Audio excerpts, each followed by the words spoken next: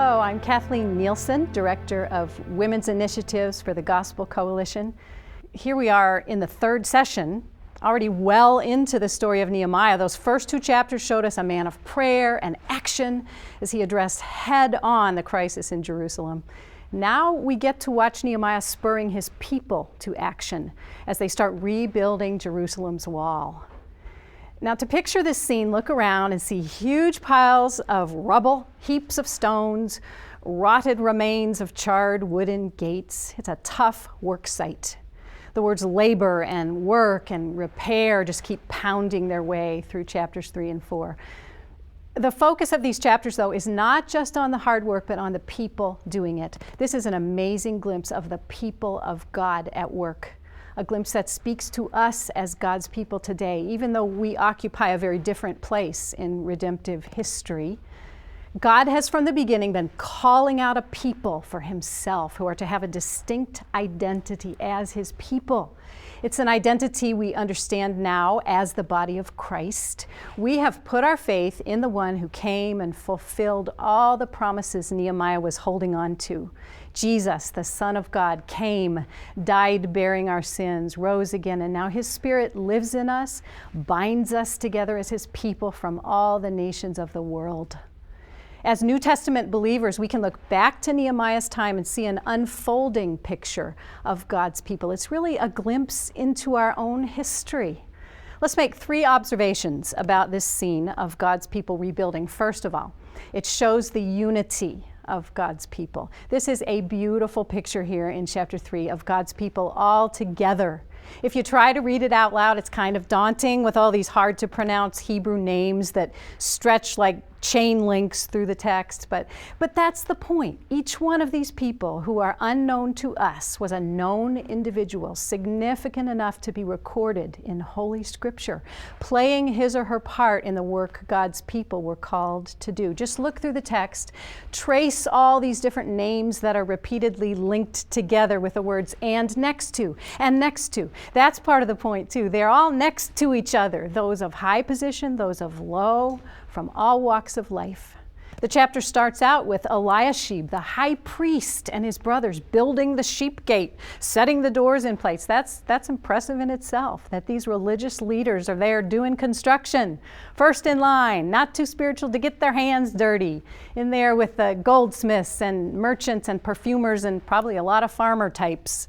There in verses 9 and 12 are 2 rulers of the district of Jerusalem, one of whom, Shallum, there in verse 12, brought his daughters with him to work on the wall. Don't you love it that we get to know that he brought his daughters? You couldn't ask for a better live picture of how we're called to view ourselves as the family of God. So many of us today are used to thinking of ourselves as utterly independent entities, with our commitment to God's people just sort of fitting in there along with all our other commitments. It's easy to forget that when we put our faith in Christ, we receive a fundamentally new identity. We are now part of Christ's own body, his people, his church, forever. All our other identities are temporary, even our roles within our human families. That's an amazing thought, isn't it? It's a great question to ask. Do I think of my most basic identity as being in Christ and united with his body here on earth? And then come more questions. Do I think of myself as next to, linked in gospel work to the rest of the body? Do I understand the Apostle Paul's teaching that no part of this body is dispensable, especially the seemingly weaker parts? Do I get how satisfying it is to be not alone, but part of something much bigger, greater than myself? This is actually what we humans long for, isn't it? Well, all of this is what makes the scene of workers on the wall in Nehemiah 3 so beautiful, and what makes the Tekoite nobles stick out like an ugly sore thumb there in verse 5, because they are not there, the Tekoite nobles, that is. The Tekoites are there working hard, but not their nobles, who, Nehemiah says right out, would not stoop to serve their Lord. They didn't get this unity thing. They thought of themselves more highly than they ought. The Tekoite nobles thought they were somehow above this rubble of stones and rabble of people patching them back together. What a tragic one line to have recorded forever about you. They would not stoop to serve their Lord. Part of these nobles' problem probably had to do with the second observation. First, we said the scene shows us the unity of God's people. And second, it shows us the battle to which God's people are called. They're not just called to hard work in this scene. They're called to a battle. All around them are enemies lurking, watching, looking to attack, jeering. As chapter 4 opens, Sanballat's words echo loud. What are these feeble Jews doing? Will they restore it for themselves? Will they sacrifice? Will they finish up in a day? Will they revive the stones out of the heaps of rubbish and burned ones at that? And then his crony Tobiah, yes, what they are building, if a fox goes up on it, he will break down their stone wall. The work probably looks kind of foolish from the outside. The Tekoite nobles are right that it would bring them down in a way to link arms with this leftover remnant of a formerly powerful kingdom trying to patch together a broken down city. It's messy, sweaty work, and the prospects don't look that good. In fact, they look a little ridiculous. I've been reading the story of one of the first American missionary couples, Adoniram and Ann Judson, who in 1812 sailed across the ocean, made their way to Burma, where there was no established church, no support structure, no language dictionaries, only disease and poverty and rulers who would likely put them to death. It looked utterly foolhardy to most people. And the Judsons' years of painful struggle there in Burma might have seemed to justify those people's opinions. And yet Adoniram and Ann Judson completed a Burmese translation of the whole Bible, still used today, and they established the first and continuing body of believers there where the gospel had not been heard. Often the work of God looks foolish to outsiders. In 1 Corinthians 1:27, Paul explains, God chose what is foolish in the world to shame the wise. God chose what is weak in the world to shame the strong. The gospel message of Christ crucified seems like folly to those who reject it, even though it is the power of God and the wisdom of God to those who believe. It shouldn't surprise us to find God's people in Nehemiah 4 being mocked by surrounding enemies. This comes with being God's people and believing in something that other people can't see and don't acknowledge, and yet something that those people fear might be true. Sanballat and Tobiah know the history of this people and their God. They are threatened. God's truth is fatally threatening to those who refuse it. And so these enemies are looking to attack. Do you know this story personally? We New Testament believers still face scorn and opposition, even in our very different battles. Ones Paul tells us are not against flesh and blood, but against the spiritual forces of evils that we cannot see. The questions in this session ask you to look up those verses from Ephesians 6 that call us to take up the whole armor of God, so that we will be able to withstand and stand firm against such enemies through Christ and his gospel truth. That armor leads us to the third and final and really most important observation. This scene shows us the God who fights for his people. This is the beauty of Nehemiah 4, that in the face of all these threats, Nehemiah's first instinct, we know it already, is to turn to God in prayer and to ask for protection against their enemies, who are in effect God's enemies.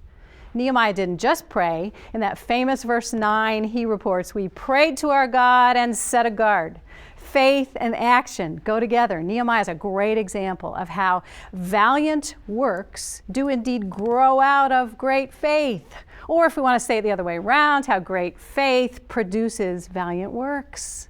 Nehemiah wants to communicate to the people that they can fight hard and well only because of the God who fights for them.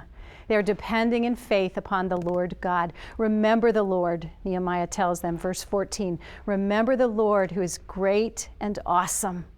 And finally, there's that wonderful cry in verse 20. In the place where you hear the sound of the trumpet, rally to us there. Our God will fight for us.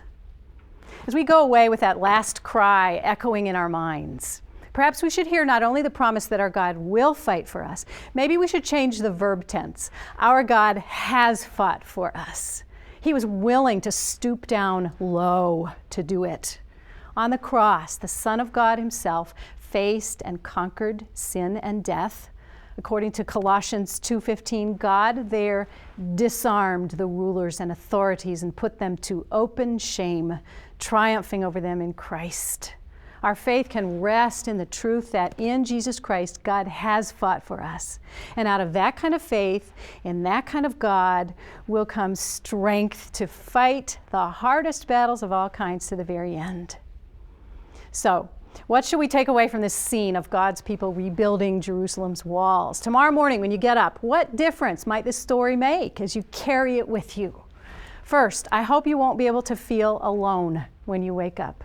I hope you'll think about being part of a redeemed people, part of a big ongoing story of the God of the universe calling out a people for himself through his Son. He gives us work to do together, work that focuses on calling people around us to follow Jesus along with us. I am so thankful we do not do this alone, but as part of the body of Christ. Then, of course, there's the battle. We won't be able to forget the battle as soon as we wake up because we're all in the middle of it until Jesus comes again. It's good to know that and not just be carried along as a passive, oblivious part of the story.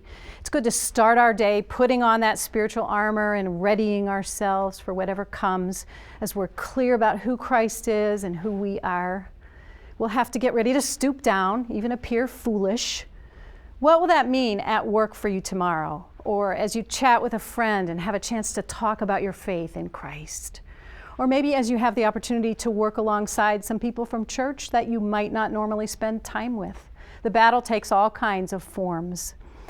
But finally, when you wake up tomorrow, I hope you'll say out loud the truth at the bottom of it all, that our God fights for us, that our God has fought for us in Christ. He will not leave us alone in our battles. We belong to him. He's a great and awesome Redeemer God. Only through faith in him do we have the strength to begin to deal with the battles that we need to fight tomorrow. Let's together hear Nehemiah's call to remember him. Let's remember our great and awesome God.